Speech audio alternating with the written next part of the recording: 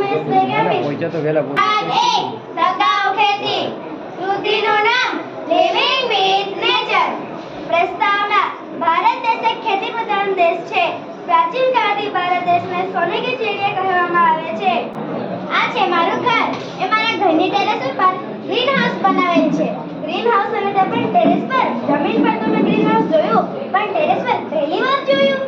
green હાઉસમાં મેં લીલી શાકભાજી કરેલ છે જેથી મને તાજી શાકભાજી બજાર સુધી લેવા જવું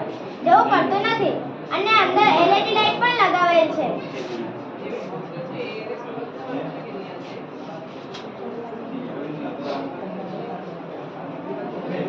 જેથી રાત્રે પણ છોડને પ્રકાશ મળી રહે છે જેથી છોડનું ઉત્પાદન વધે છે સલોની બેન આ શું છે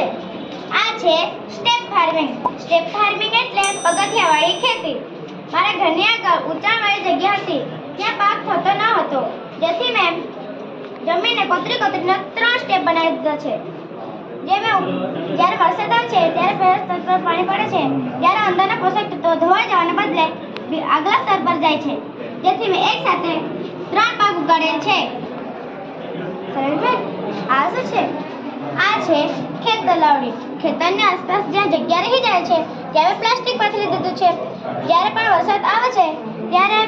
વરસાદનું પાણી જમીનની અંદર શોષાઈ જવાને બદલે કે વહી જવાને બદલે પ્લાસ્ટિકમાં જ રહી જાય છે જ્યારે પણ પાકને પાણીની જરૂર હોય છે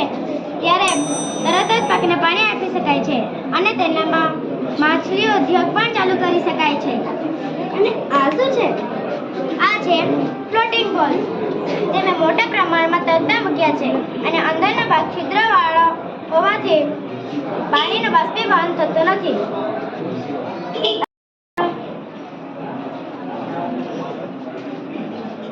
સ્વિચ ચાલુ કરતા જ બલ્બ પ્રકાશિત થાય છે અને દાતરડાના હાથોમાં મેડિકલ કિટ પણ મૂકેલ છે જેથી કોઈ